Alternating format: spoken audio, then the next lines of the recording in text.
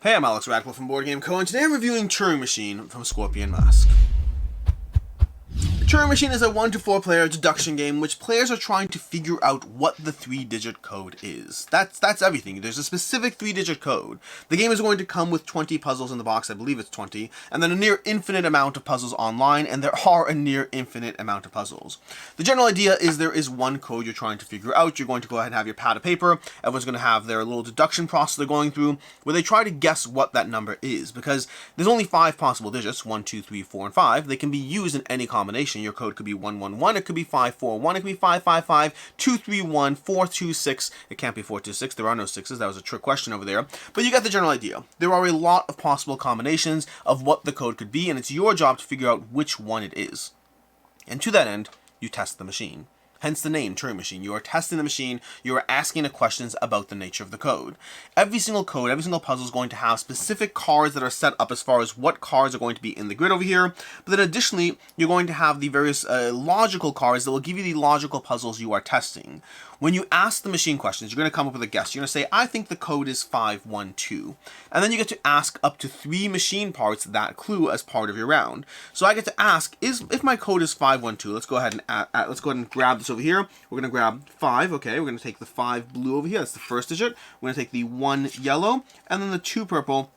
We're going to construct this over here. We now have our code of 512, and we're going to line it up with the specific card over here to see if it matches that clue. We're going to take this, put it in so that the little circle, square, and triangle line up, and then boom, 512 validates against this particular machine part.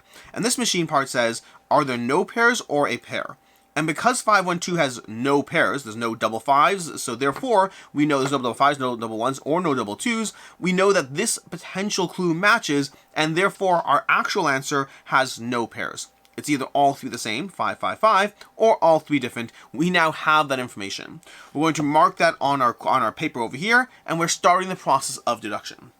But we're not done yet. We can go ahead and test this verifier against other clues as well. So let's go ahead and put this back in play, move this over here, and see if that matches up against this one over here. This verifier verifies the number compared, the blue number compared to the yellow number. We're going to take this same puzzle, slot it in there, and we're going to see over here that is an X, so we know that this combination does not pass whatever this is.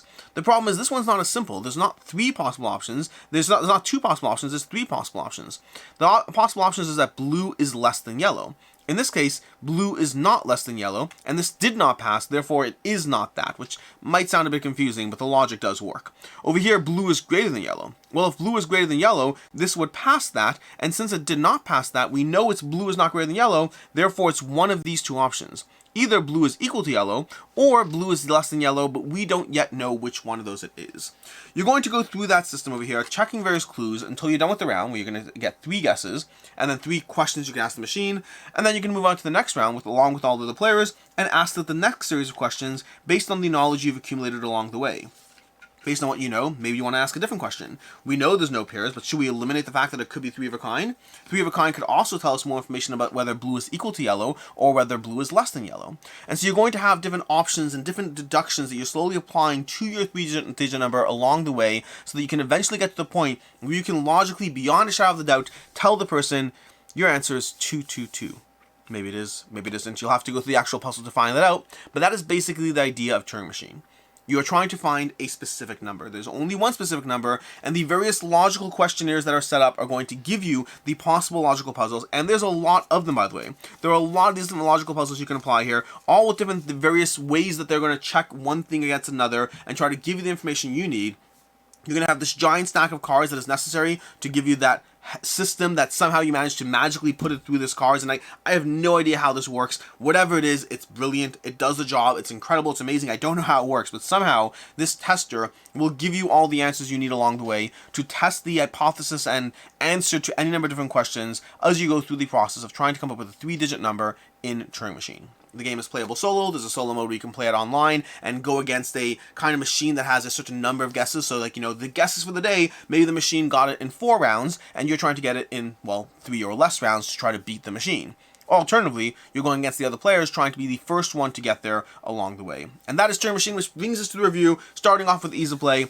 Rulebook on this is fairly easy to go through. It's a few pages, nothing crazy, very quick sequencing as far as what's actually going on. There's 20 puzzles in there in case you don't want to use an app, go online, any of that. There are 20 puzzles in there with the answers in the rulebook itself, and with various levels of difficulty and luck and skill and all that.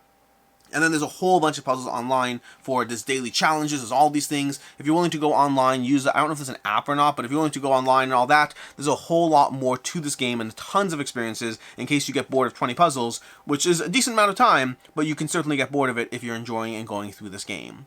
As far as what I like, don't like, and then session-wise, it varies based on the players, but I'd say a given session probably lasts around 15-20 minutes if you're playing it solo, and 20 to 30 minutes if you're playing it multiple players. As far as what I like, don't like, and can see others not liking, to begin with, I like the deduction aspect of the game. I like deduction in all elements, in all games. I like the process of being able to apply sets of information bit by bit to slowly get to a point where I can figure out what's going on. It's just a process of elimination. That's what deduction is. It's a process of taking pieces of information, putting them all together, and getting to the end result. I think where Turing Machine shines above a step-by-step process, though, is more often than not, part of the game to me is looking at these cards that are in play, and then figuring out what guest is going to give me the best information. Meaning, of course, you can plug in any 3-digit number and then start going through the deduction. But once you have 4 different criteria in play, or in advanced modes 5 or 6 criteria in play, once you have that in play, the trick to me, the area where Turing Machine thrives, is being able to look at what the game gave you as the tests and challenges, and being like, you know what? I think if I guess 4, 5, 6, there's no 6. Why do I keep doing 6? I think if I guess 2, 3, 4, that will actually be able to give me the most information depending on how the answers play out. That, to me, is where the puzzle really thrives and where you have the most opportunity to actually showcase a degree of real deduction and skill, as opposed to just going through a step-by-step process of elimination. And then, of course, there's the variety of the experience. The game gives you an absolute ton of variety in terms of the sheer amount of puzzles. You will never run out of possible, I mean, theoretically never, but you will not run out of puzzles in this game if you're using it online as well. There's a lot going on, a lot of combinations, a whole lot of stuff, and there's a lot happening here, so you'll never really run out of content as far as the game goes. As far as what I don't like in the game, first of all, I'll say that it feels like a completely solo experience. You're playing, and it's multiplayer solitaire. When you're playing with other players, you're basically just both trying to guess your number, doing so independently, happening to use the same components on the table, but there's no real process of anything other than just, going through it. And it's interesting, because multiplayer solitaire is, the terminology applied to when you have different people playing a game together, but independently at the same time. I find that the only area that I actually mind that is usually in deduction games. This is true in general across the deduction spectrum of board gaming. Usually when you have your head to the grindstone, you're focusing your own thing, you're trying to just come up with something first, and you're not really interacting in any way whatsoever, that's usually the only area I mind it. Most of the time I actually don't mind multiplayer solitaire. I find it still feels like a cohesive doing things experience. When I play Turing Machine, I don't feel that way. I feel like the other players at the table are unnecessary, and then if I turn to the app, I don't really feel like I beat anyone because I feel like I beat an arbitrary machine number. It doesn't feel quite as satisfying as beating other players. And so, in theory, the other players at the table are helpful, but only for the sake of me comparing score at the end, which just has us in a space that I find the solo mode not compelling enough, and I find playing with other players not compelling enough as far as what I want to do with other players. Lastly, I'll say that the setup and tear down is not the worst, but a little tedious. There's lots of card sorting, of going through here, of trying to find the exact number. Okay, this is going to line up over here. That's going to be 787, so we got to go find where it is. You're going to want to keep these organized because you will otherwise very quickly lose sight of things. That's going to be true for sure for these, but even of these question cards as well. You want to keep it organized, but it involves a degree of setup and tear down. Nothing crazy, but for the short game time, especially if you're playing the solo, if you're trying to do the solo daily challenge, sometimes I find it's a bit more trouble than it's worth for a shorter session. Totally worth it for playing multiple plays, but if you're just diving in for 1 or 2 games, well, 2 games is already worth it. If you're diving in for 1 game, it's a little bit more than I would otherwise like. As far as what I can see others not liking, a bunch of small things here. First of all, a single screw-up can mess up your entire game. If you make a single logical deduction error, if you miss me, and it's easy to do so, by the way, the nature of the way the testers work on these cards is sometimes you get an X or a check and you're not entirely sure what that means. Does it mean that this is true, that isn't true? You get it pretty quickly, but at first it can be a little confusing, and that means you can walk into the entire game thinking through the number definitely has to be, more even numbers than odd numbers. In reality, there's more odd numbers than even numbers, and you just made a mistake when you were applying the data, and that now means that everything you do from there is just wrong. So you could waste your time in that sense. It's easy to get stuck on that possible logical logical aspect. It's also easy to get stuck on the difference between a viable answer and the only viable answer. It's easy enough to play through the game and get to a point where you're like, 2, 3, 4. That's what fits. That fits all the clues. Blue's greater than yellow. There's more odd numbers than even numbers. All those things could possibly be true. But also maybe 3, 4, 5 also fits that definition. In fact, using the specific thing I said, 1, 2, 3 would fit the same things that 3, 4, 5 would fit in that sense. And you can easily get stuck on, hey, 3, 4, 5 works, but so does 1, 2, 3, and you just missed that when you answered it, and so that can mess you up there. And lastly, I'll say that some of the cards are confusing. As you go through these cards over here, some of these logical things, especially as you get to the higher numbers, are a little bit more confusing as far as what the cards actually mean, and sometimes it's not 100% clear as you're going through, and that can further be exacerbated by the whole X or check thingy and how intuitive something can be. So you can have card setups that are definitely not intuitive as you try to process all the information on the table. As far as final thoughts on Turing Machine, a lot of things are true here. The game is brilliantly designed. I have no idea what goes into even thinking through this and how it works, and it does work. It does all the job there. The logical questions and answers and putting it all together. The game is absolutely brilliantly designed, and it's an excellent deduction game as far as the pure process of approaching a deductive experience and getting you from point A to point B. I also find I just don't care.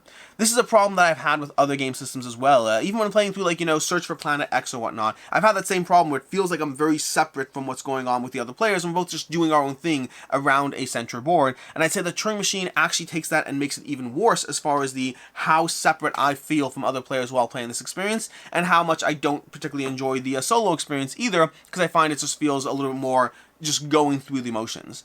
Turing Machine is brilliant. I understand why people like it. For me, I both appreciate what the game design is doing, and it's just not the type of deductive experience that I particularly am going for. For me, this is a 3 out of 5. It is brilliant, it's incredibly well designed, and also I just don't find the gameplay itself rewarding enough as far as what I'm looking for in a deductive experience. As far as what I am looking for in a deductive experience, first of all, I'll say that if you like Turing Machine, you should definitely check out Search for Planet X. I think it does a lot of the same things, and I think it does a lot of it well, and I think it feels a bit more like a collaborative experience. That just could be the nature of having a space and a board and all that, as opposed to just a set of facts. But I think having that in play does make it feel a bit more connected to the other players.